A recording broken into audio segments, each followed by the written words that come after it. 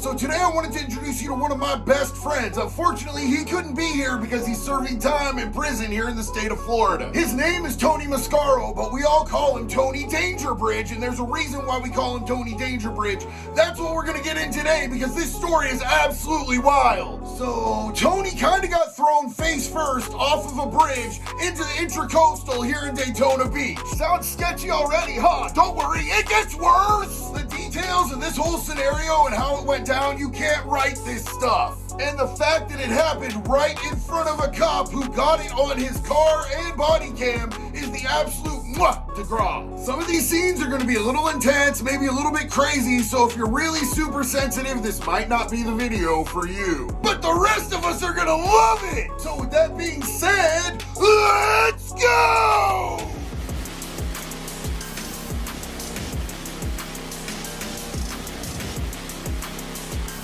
Alright y'all, so for those of you who have watched my videos before, you know what I'm about to do. I'm about to introduce myself, but why do I do this at the beginning of every full-length video? Because this community that we have on YouTube, it grows so fast. Just look at it. A few months ago, we were at like 15, 20,000. Now today, we are at 115,000 subscribers, and I always want to make the new people feel absolutely welcome. So hey everybody that's new, my name is JD. I was a career criminal and a drug addict for 20 years of my life. Today I'm a recovery coach, I own my own business, and I spend my life trying to help other people get out of that darkness that I was lost in for so long. Now, unfortunately, with how bad the fentanyl and the overdose crisis is here in Daytona Beach, Florida, most of the people that I did my crimes with when I was in active use here, most of them are dead. A couple of them are in prison. I think there's one that's still in recovery, but it's like a graveyard for me here. But one of my best friends made it out alive. Unfortunately, he didn't make it out with his freedom.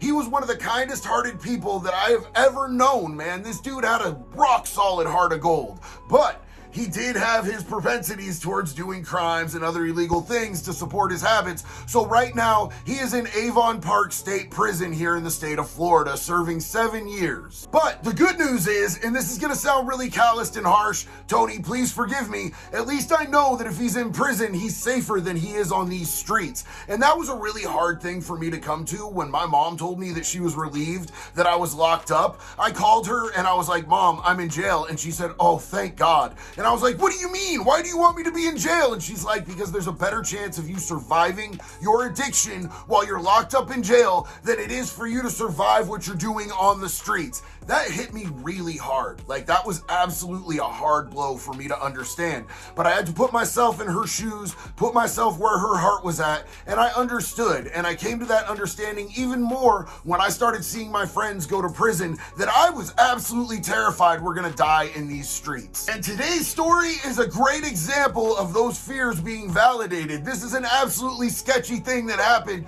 Tony should not be alive today, and I thank God that he is. So first off, let me give you a little understanding of who Tony is, man. Tony is from New York. He comes from a good family. His parents love him very much. I'm still in contact with his mother. She tried at every point to be able to help him out of the lifestyle that he was living, as did I once I got clean, man. Like, I tried repeatedly. Every week I would hit him up and say, Tony, are you ready to come to treatment? And he'd be like, yeah, next week. I just got stuff that I need to do. It's always next week, and a lot of people die waiting for that next week to come. A lot of people go to prison waiting for that next week to come. But this dude was a good dude, man, like big heart. He loved animals. He was a motorcycle mechanic.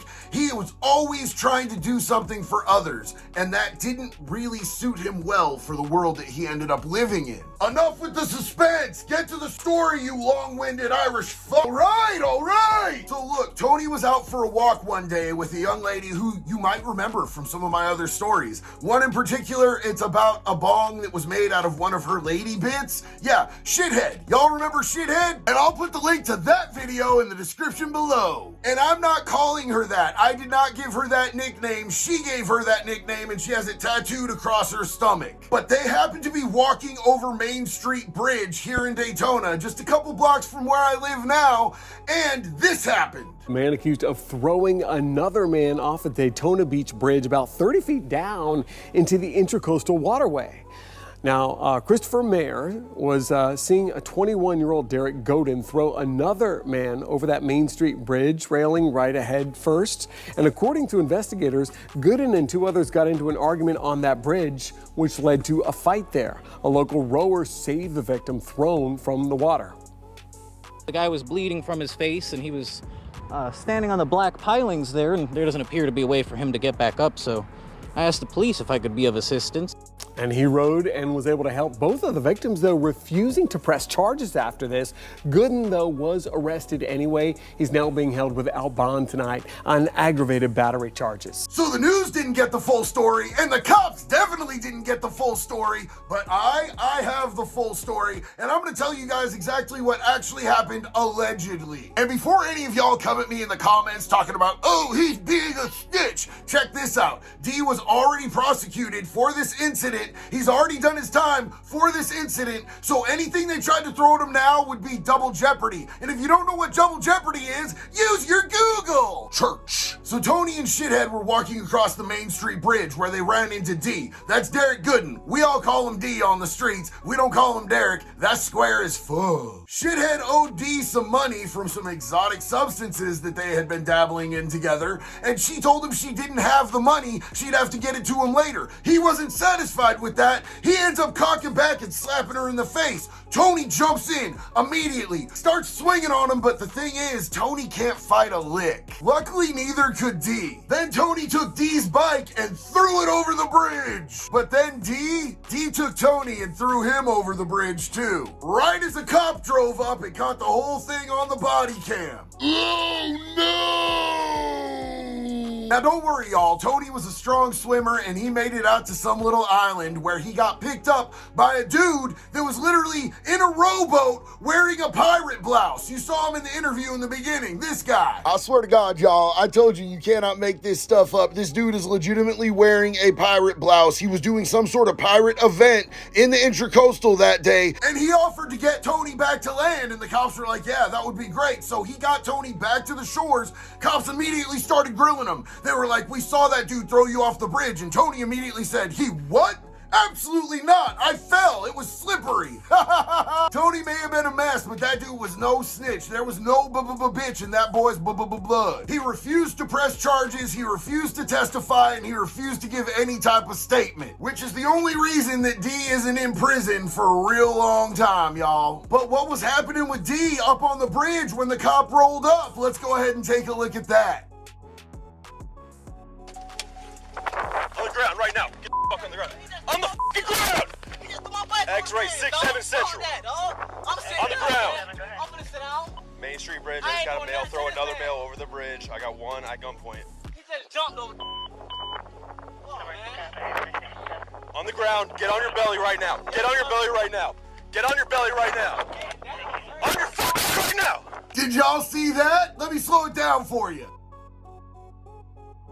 Just so y'all know, a lot of dope boys, and dope boys are drug dealers, yo, when they've got their stuff, they will keep it up in a sock, like with a rubber band around their nuts, so that if they get patted down, they ain't gonna feel nothing. And if they do, they can just be like, bro, get off my sack. So when D knew that they were wrapping him up, they were gonna take him, he was gonna have to bend over, squat, and cough. He wanted to get rid of that sack real bad. So at gunpoint, cop raining down on him, he goes in his pants, pulls it out, and just casually, nonchalantly tosses it over the bridge. And the cop knew what time it was. That has to be embarrassing. It has to be humiliating. He just got punked out by some little street dude. But both of them knew they ain't never gonna find that little sock, man. That gonna hit that water, that gonna sink. So at this point, them police mad, boy. And even though Tony refused to press charges, refused to give a statement, refused to testify against this dude, the state picked it up and they gave him aggravated battery charges, which ended up getting dropped down to like, I think just a simple battery,